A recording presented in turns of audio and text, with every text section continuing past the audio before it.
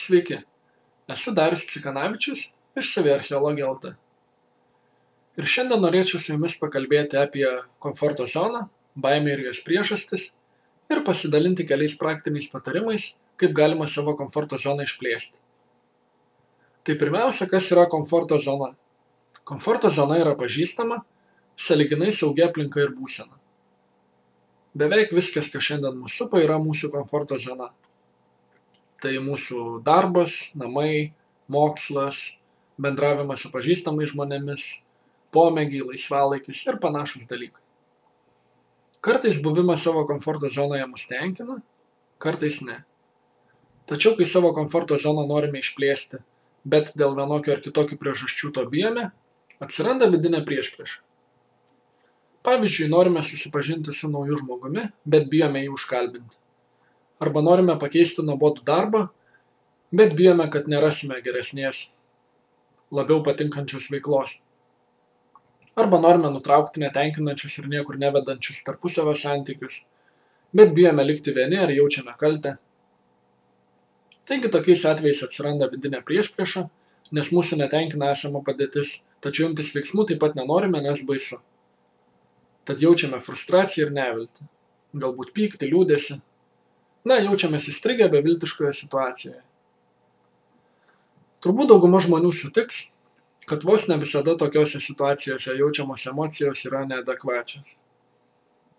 Baimė būna per stipri, tai situacijai netinkanti. Beveik visos kasdienės ir dažniausiai pasitaikančios baimės yra reakcijos į praeitį. Pavyzdžiui, žmogus bijo kalbėti viešai. Tačiau jis negimė bijodamas kalbėti viešai. Bet kažkada praeityje kalbėdamas viešai patyrė pažeminimą ar atstūmimą, patyčias. Tas žmogus pajuto gėdą, nusivylimą, nuoskaudą. Visą tai internalizavo ir jo smegenys, norėdamas ateityje jį apsaugoti nuo panašių patirčių, padarė apibendrinančią išvadą, kad kalbėti viešai yra nesaugu. Tai gana paviršutiniškas pasikapstymas, tačiau jūs patys savo galite užduoti įvairiausių klausimų ir gilintis taip ir tiek giliai, kiek norite.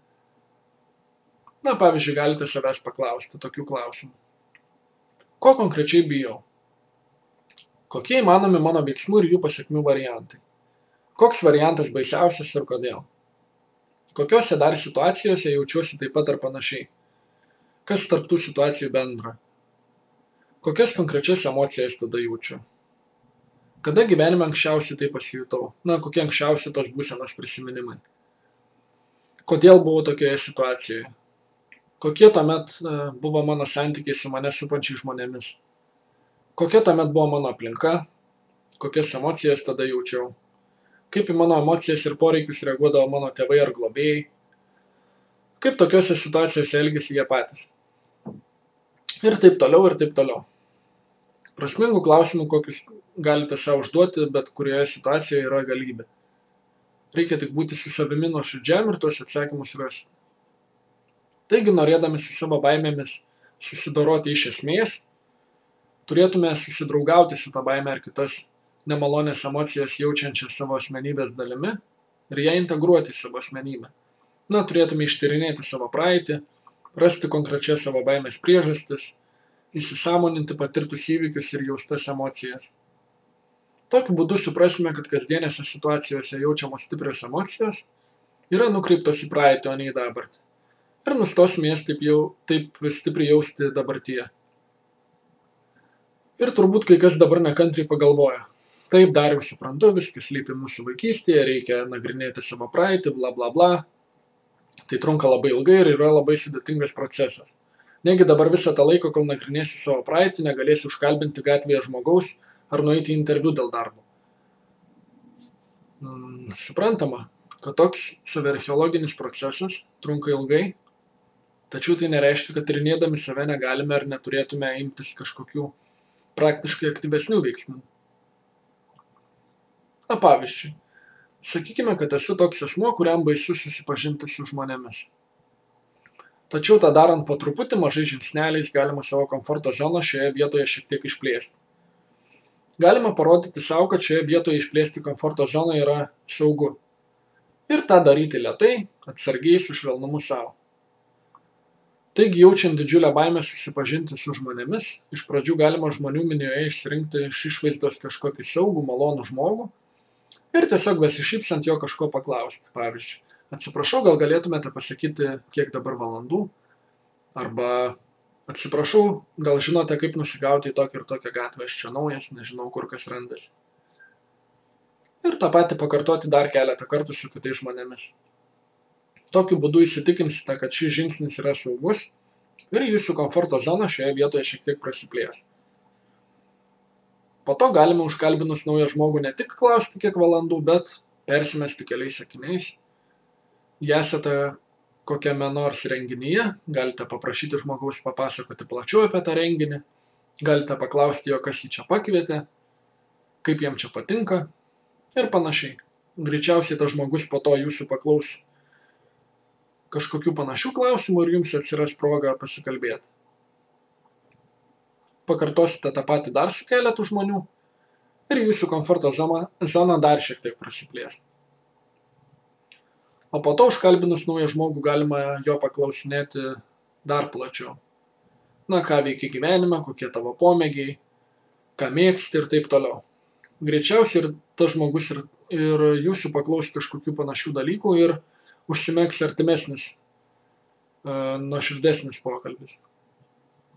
Arba tiesiog galite atvirai žmogui pasakyti, kad bandau išmokti susipažinti su naujais žmonėmis. Jūs man atrodote malonus žmogus, gal norėtumėte sudalyvauti mano eksperimente ir šiek tiek su manimi pasišnekučiuoti.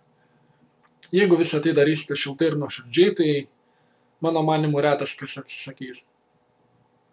Tokiu būdu jūsų komforto zona ir vėl išsiplės. O kitą kartą pakviesti patinkančią moterį ar vyrą arbatos jums galbūt visai nebekels baimės. Taip pat dar vienas būdas praplėsti savo komforto zoną ir sumažinti baimę yra užsiimti kažkuo nauju. Na, jeigu turite baimių ir dažnai jaučiate nerimą, tai tikriausiai bet kokia nauja veikla jums kelia didesnį ar mažesnį diskomfortą. Taigi naudinga būtų po truputį užsiimti naujais dalykais ir pajausti, kad tai yra saugu. Na, kad jau esate suaugęs, kad jums jokia reali grėsmė nebegresia, kad tokia intensyvi organizmo apsauga, kokia buvo reikalinga praeityje, dabar yra nebereikalinga. Ir sakydamas daryti kažką naujo, čia, aišku, turiu omeny ne destruktyvius dalykus, bet kažką teigiamo arba neutralaus, na, kažką, kas būtų jums nauja. Ir tas dalykas gali būti bet kokia smulkmena. Kad ir šiandien aš pabandžiau vieną naują smulkmenėlę. Važiuodamas dviračiu visada įvairuoju, jeigu vairuoju vieną ranką, tai vairuoju dešinę. Nes vairuojant kairę aš jaučiu diskomfortą, man nepatogu. Tačiau šiandien nusprendžiau išmokti komfortabiliai vairuoti dviratį kairę ranką. Atrodytų visiška smulkmena, bet kažkas naujo. Taip pat šitas video. Tai mano pirmasis video, iki šiol niekada nebuvau įrašęs jokio video ir pasidalinęs juo internete niekada nebuvau. Pirmas video.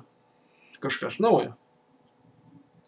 Taigi galite pradėti nuo kažkokių smulkmenų.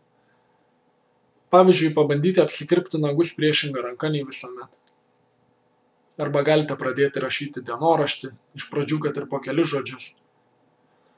Galite užkalbinti gatvėje nepažįstamą žmogų. Galite kažkam paskambinti, kam šiek tiek baisu paskambinti. Na ir tą veiksmą pakartoti keletą kartų, kol diskomforto nebejausite. Nuolat bandykite kažką naujo, kad ir kokią smulkmeną tai būtų. Tokiu būdu ne tik formuosite teigiamą įsitikinimą, kad imtis naujų dalykų ir plėsti savo komforto zoną yra saugu, bet ir gausite naujų įgūdžių, surasite naujų pomėgių galbūt. Ir tokiu būdu sustiprinsite savo pasitikėjimą savimi. Nes imantis naujų dalykų dažnai nepasitikė žmonės savimi. Ir prisiminkite, kad bandant kažką naujo, diskomfortas yra progresas. Netgi jeigu tuo momentu taip neatrodo. Taigi apibendrinant. Savo kasdienių baimių atsikratyti ar jas sumažinti galite užsiimdami saviarcheologiją. Tai yra savityra, savišvieta ir visais kitais panašiais dalykais. Ta daryti galite ir patys, ir kartu su specialistu, nes dažnai baimė yra labai didelė ir vienam ją įveikti būna labai sunku. Ir šis procesas yra ilgas, tačiau gyvenimą pagerina visokeriopai ir labai ryškiai. Šalia saviarcheologijos taip pat galima taikyti kelis į greitesnį, bet netokį našų rezultatą orientuotus variantus. Na, kai kurias baimės sumažinti ar apskritai jų atsikratyti galite plėsdami komforto zoną ties ta konkrečia baime. Ir kartu galite imtis naujų dalykų ir tokiu būdu praplėsti savo bendrą komforto zoną. Taip praplėsdami komforto zoną ir ties tomis konkrečiomis baimėmis. Na, pabandykite. Vėliau komentaruose galite pasidalinti, kaip sekasi, kokie sunkumai, kokie rezultatai, būtų įdomu sužinoti. Daugiau informacijos šiomis ir kitomis temomis galite rasti mano tinklalapyje saviarcheologija.lt ir mano bloge blog.saviarcheologija.lt. Nuorodas aš pateiksiu žemiau video aprašyme. Tai sėkmės ir iki.